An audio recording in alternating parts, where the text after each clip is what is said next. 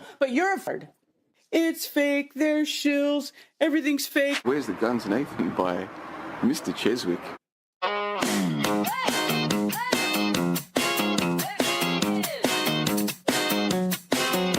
The sun is shining, he's alone, raging into his iPhone, screaming at the top of his lungs as a 24-hour sun. Oh, how we laughed in this flat land, such a comical sight, to see the tune, the globe-head goose spewing out his shite. Shouting! Where's the guns, Nathan? You promised that I'd see. I'm all alone here raging, everyone loves and I blame. Oh, where's the guns, Nathan?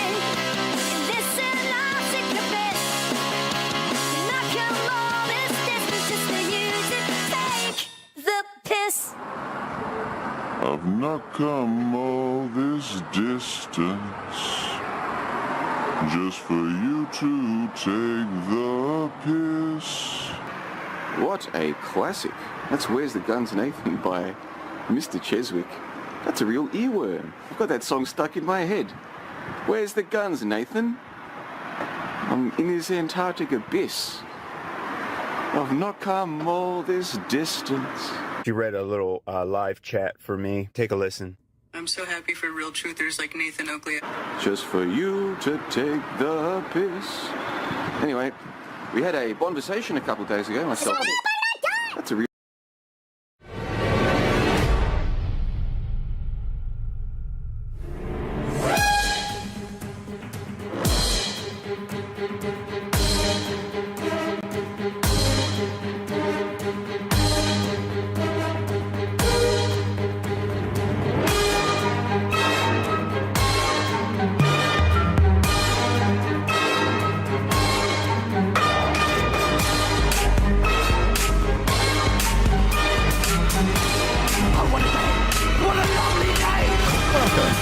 Flat Earth Debate live. I'm your host Nathan Oakley, and if you are new to this channel or you've not done so already, then be sure to subscribe, hit the bell notification icon and join button if you'd like to become a Nathan Oakley 1980 channel member and keep up to date with the Flat Earth Debate. If you would like to support the channel, there is a super chat that runs alongside each of these shows while they are live, and there's also a Ko-Fi, Patreon, crypto and thanks button in the info box below the video. Most importantly, if you'd like to join the discussion, simply mute the page you are currently watching, then click the link in the info box below this video to join the panel and express your views on the nature of Earth. If you do join, please don't swear. If you do, you'll be ejected, and if you are, please don't try to rejoin the stream using sock accounts. You'll be warmly welcome back on the next stream. Please also share the show on social media. Sharing the show obviously increases the live audience, but this in turn increases the chances of a more diverse panel, so please share the show on Facebook and X. Now we are joined by Eli, Neil, Wandek, and a whole bunch of people in the Flat Earth Debate Discord server. So, welcome one and all. How are you? Hey, greetings. Morning. Oh, everybody's excited. We've had a few days off, no live streams. Just the stuff that are pre-planned to come out over New Year, which hit the mark perfectly, might I say myself. So everyone's loved all the content that's come out over the Christmas period. And here we are, about to enter 2025. Everybody excited about New Year? Absolutely, because the way we started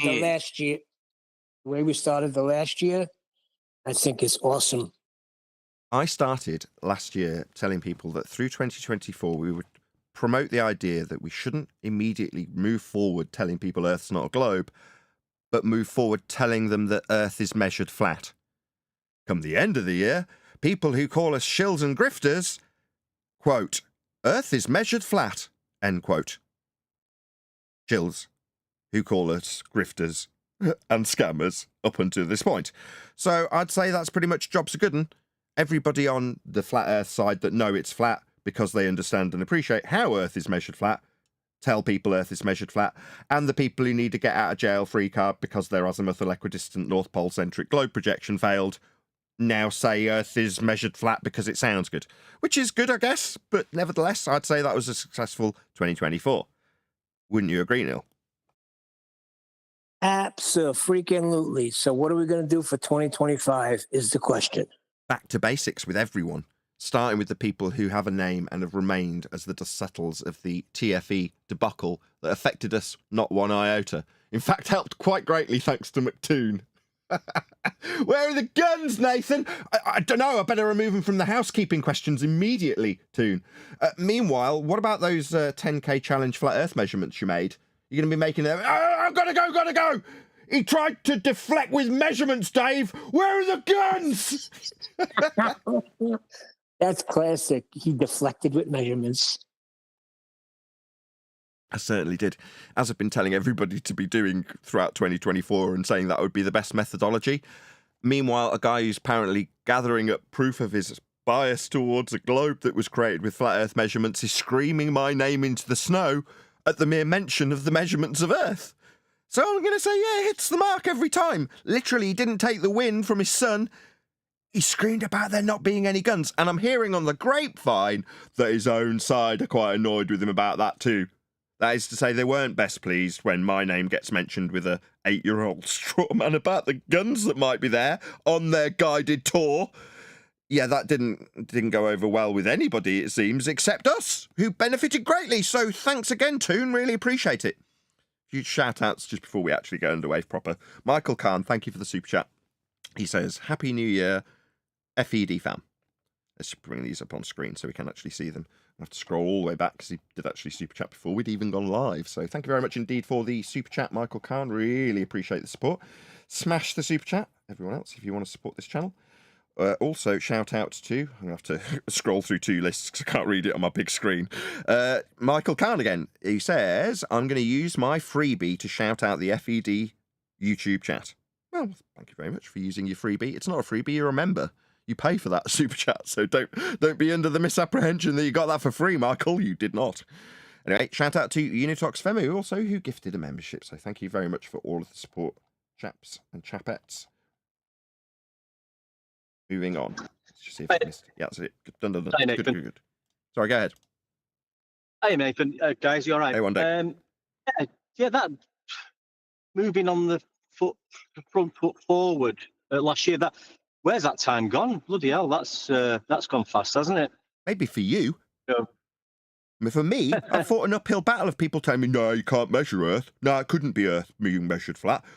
On the flat Earth side, and the globe saying, of course we measure it flat. It's locally flat. It's perfectly acceptable to measure it flat. Tangents.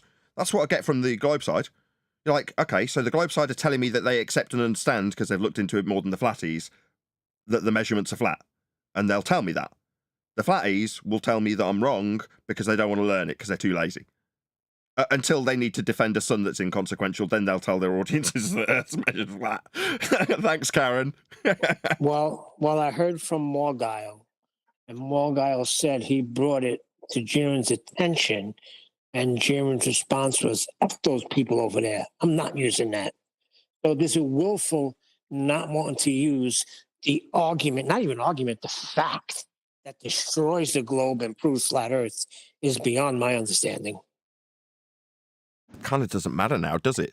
The people who are calling us grifters for saying science proves things, or scammers for saying we measure Earth flat, are the same people that are now being called shills and scammers and grifters. So, I mean, us pouring a little bit of lighter fluid onto what is basically a raging inferno by going, oh yeah, by the way.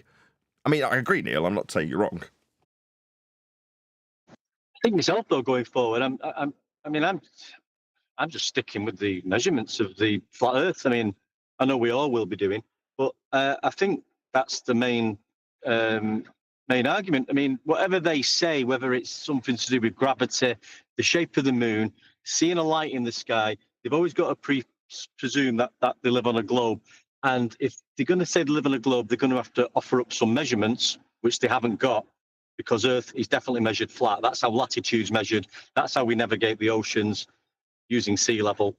So it all boils down to Earth is measured flat. And we've really got to stick to that, even going forward in this new year coming. Absolutely. That's the main thing. Well, yeah, that will always be on the agenda. We've got, fortunately, as we've not neglected housekeeping, we've kept it up to date. We've got elevation angle based questions and pitch data acquisition on a globe-based questions that will never cease to identify those points. So they'll always remain prevalent. In the same way, if I said to you now, right now, one deck, is there any evidence of a self-perpetuating molten iron core at the centre of a presupposed spherical Earth? What would be your reply? Well, you're gonna need an R value for that.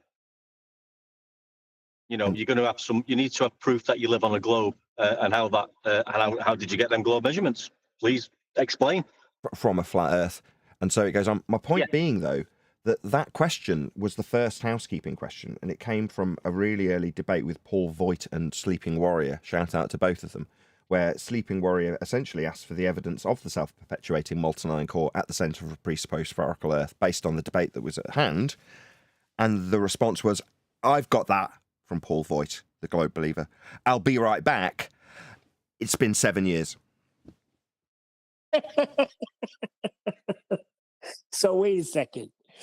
Anthony Riley was the first one to say, can I have evidence for that molten iron core? The guy went away to get it and has not returned.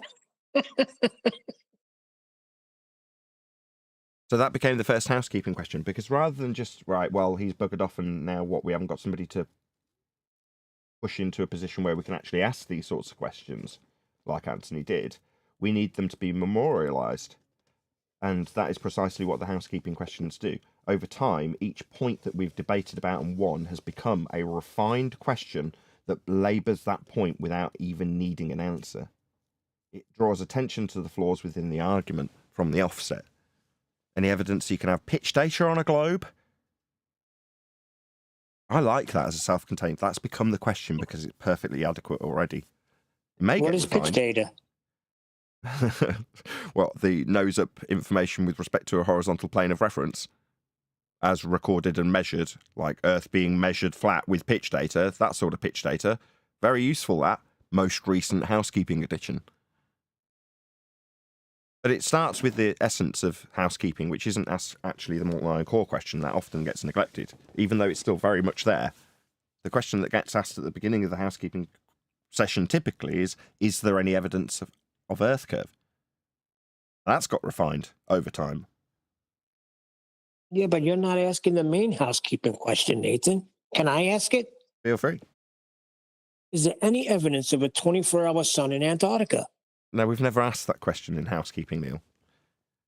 But we do need to refine out the pretend housekeeping questions we haven't asked and haven't been asking for 8 years. For example, are there any guns in Antarctica? We're not asking that question either. I mean, that's kind of self-evident to anybody who's watched the show, but maybe that's why they're pissed at Toon. You haven't told me yet. You haven't done the investigation, eh, Neil? No, you know what? Give me a couple of minutes. I'll be right back. Oh, a couple of minutes? That sounds optimistic. See what Neil's saying though is like, does any light in the sky being seen for however long, 24 hours? It's not proof of. It's got nothing to do with the shape of the Earth, either flat or globe. It's irrelevant.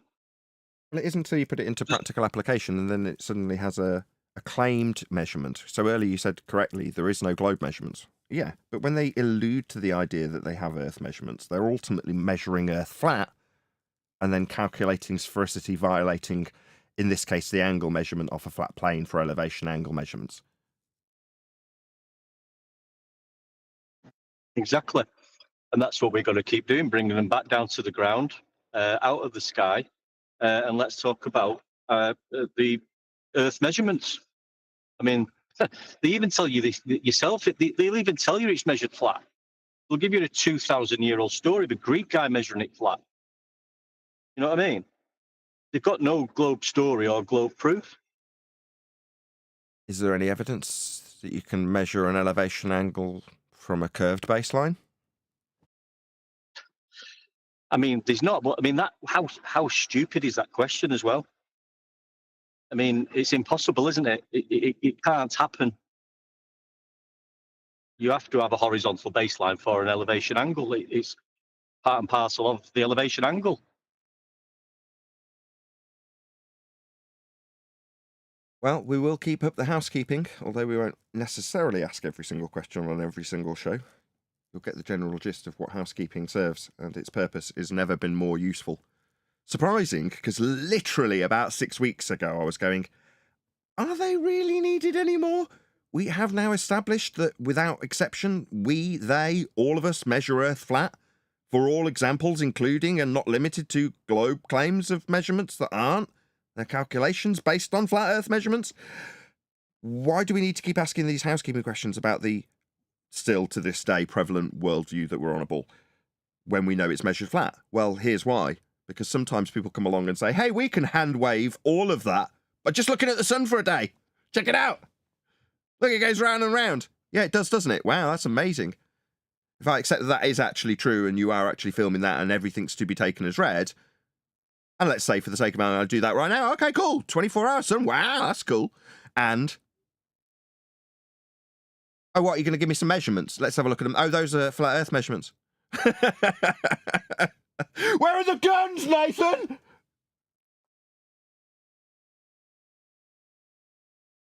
Yeah, I look forward to more flat Earth measurements coming from the, quote, final experiment, which it's not, it's fraud. It's not an experiment. That's something we'll be going through in 2025 with our audiences that remain. Moreover, with the people who have caused some of these problems that the TFE have leaned into, utilised as straw men that they could burn quite effectively because of some of our flat Earth brethren that monetised this garbage that was debunked. If they remain, we'll have to whip them into line and make sure they understand not to do that again. Now, feel free to talk about whatever hoax that you feel is perpetrated within the mainstream media. Feel free to talk about Freemasonry, if you know what you're talking about. But if you don't. But don't associate any of it with flat Earth, unless it's directly connected. 99 times out of 100, it's not. Now, for the people who remain in that regard, we'll be disciplining them in terms of what they needed to have been doing up until now to not have this problem occur again. And that is to say, lead with Earth being flat. Don't lead with how you say the globe doesn't work and then stack up your own little false dichotomy with an azimuthal equidistant globe projection that most of them knew full well didn't work in the first place. They were part of the team that debunked it. But then what, move forward going, oh, it's quite useful to put on this app though, isn't it? If I tell people about how the sun shouldn't work, I mean, heaven forbid someone comes along and shows that it does actually work in that way. Then they can affirm the consequent with their globe and tell me how wrong I was with my globe projection I'm calling a flat Earth map. How useful for them is what we'll be telling the people who remain that were prevalent before this dust storm started.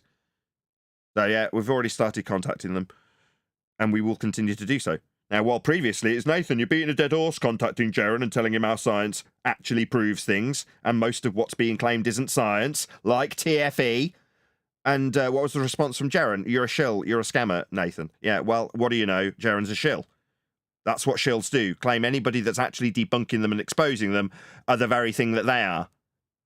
So what do you know? Here we are, same position. We wouldn't be in this situation if they'd have adhered to the debunking they were privy to, what was it, 9 3/4 years ago? Don't want to offend JLB.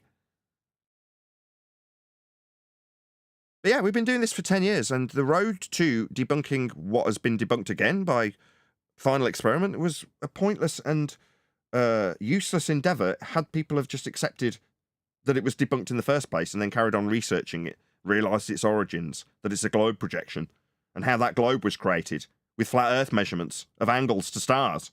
Then they'd know Earth was measured flat, and none of this would have happened. We've got to start with the basics. What science? How did they lie to you? All of you people on the flat Earth side that are like, oh no, how can we debunk this TFE? You don't need to.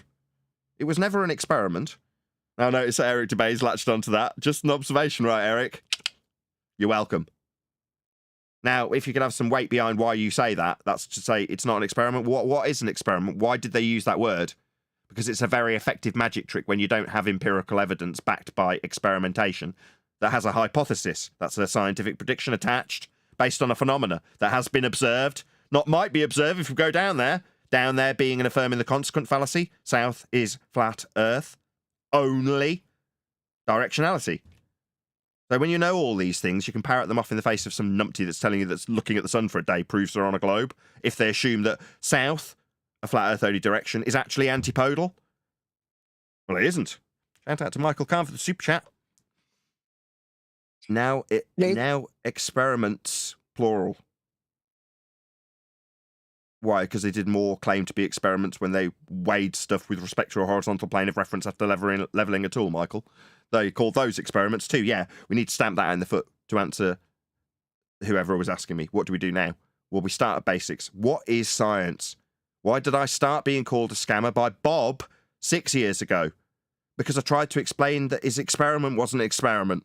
Remember? That was where I got chastised and cast out of a community that already left me when all this happened. Nobody turned around and left me. I've grown considerably since this happened.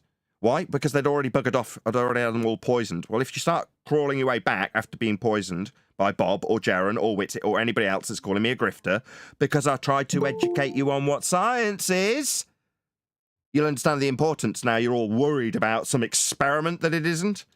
QE's been saying it since he got here.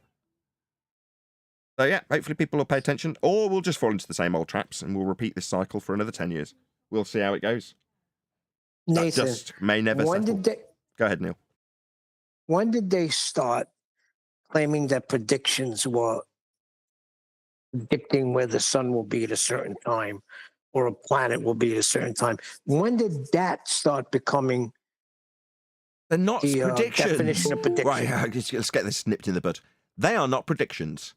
They are observations of cyclical motion.